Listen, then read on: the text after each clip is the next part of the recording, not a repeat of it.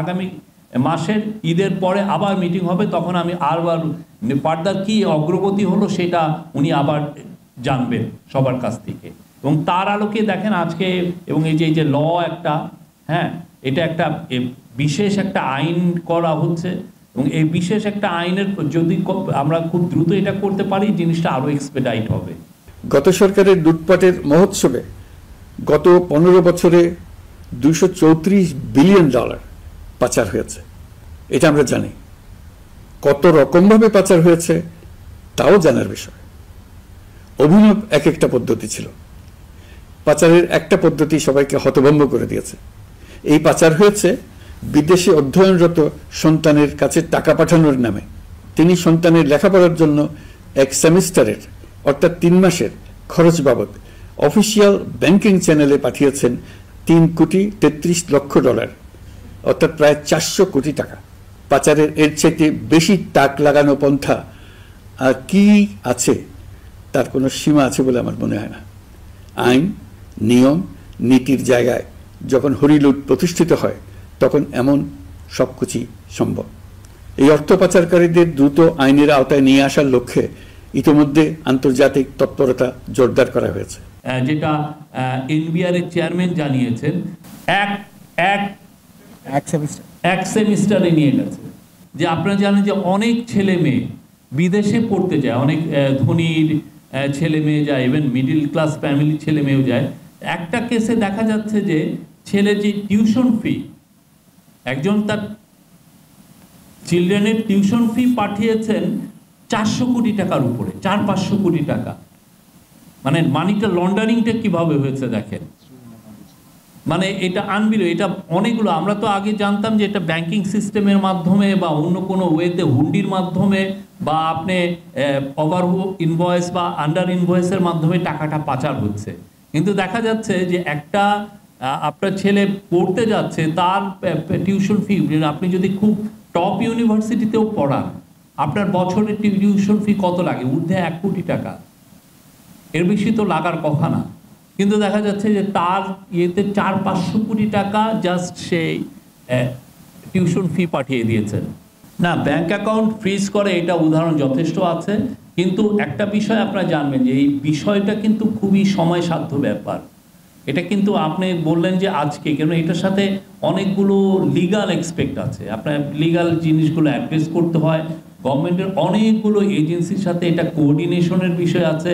তারপরে বিদেশি প্রতিষ্ঠানের সাথে প্রতি স্টেপে লিগাল বিষয়গুলো দেখতে হয়। এটা আপনি আজকে চেলেন যে কালকে এটা হয়ে গেল এরকম কিন্তু না। আপনি অন্যান্য দেশগুলোতে দেখেন, কিছু কিছু দেশ, যেমন এশিয়ার মধ্যে 2-1টা দেশ আছে, যেমন ফিলিপিন্সের মার্কোসের টাকার বিষয়ে আপনি দেখেন কতটুকু, এই উনি তো 20-30 বছর আগের বিষয়। বা অ্যাঙ্গোলা তার কিছু টাকা পেয়েছে, ইট টুক দেম 5 ইয়ার্স। তা আমাদের এখানে এইটা যাতে খুব দ্রুত এই টাকাগুলো উদ্ধার করা যায়, সেটার জন্য যতগুলো মেজার নেওয়া দরকার সবগুলোই নেওয়া হচ্ছে। এবং ওইটার আলোকে আজকে সবাইকে ডাকা হয়েছিল, সবাই এসে প্রফেশনাল সবার কাছ থেকে আপডেটগুলো নিয়েছেন এবং নিজে এটা মনিটর করছেন। এইটা বিশেষ আইনটা যেটা হয় যে ইন্টারন্যাশনালি এইগুলো একটা রিকোয়ারমেন্ট থাকে। এটা যাতে বিশেষ আইন করলে হয় কি যে পুরো সব এজেন্সিগুলো যারা এই কাজের উদ্ধারে নিয়োজিত সবাই তখন একটা সেন্ট্রাল বডির আন্ডারে একটা কাজ করতে পারে, তখন কোঅর্ডিনেশনটা ইজি হয়। এবং বিদেশি যেগুলো প্রতিষ্ঠান, আমাদের সাথে অনেকগুলো ইন্টারন্যাশনাল অর্গানাইজেশন কাজ করছে, হ্যাঁ। আর প্রফেসর ইউনূস যেই সমস্ত দেশে গেছেন, যেই সমস্ত ওয়ার্ল্ড লিডারের সাথে কথা বলেছেন, সবাই কিন্তু যে তাকে এসে বলেছেন যে তোমার কি হেল্প লাগবে তোমরা আমাদেরকে জানাও। এবং সেই অনুযায়ী উনি আজকে সবাইকে বলেছেন যে এটা আমাদের একদম টপ প্রায়োরিটি এবং এটা যে করেই হোক এই টাকাটা আনতে হবে। এটা বাংলাদেশের মানুষের টাকা, আমার আপনার পকেটের থেকে টাকা এরা নিয়ে গেছে। আমার আপনাকে তারা গরিব বানিয়ে তারা লন্ডনে একটার পর একটা ব্লক তারা কিনেছে, ভয়ানক একটা বিষয়।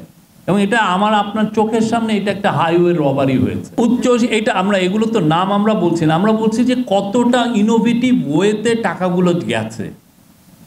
আমরা তো জানতাম কি যে এটা একটা ওভার ইনভয়েসিং, আন্ডার ইনভয়েসিংয়ে বা ব্যাংকিং সিস্টেমের মাধ্যমে বা হুন্ডির মাধ্যমে টাকাটা চলে গেছে।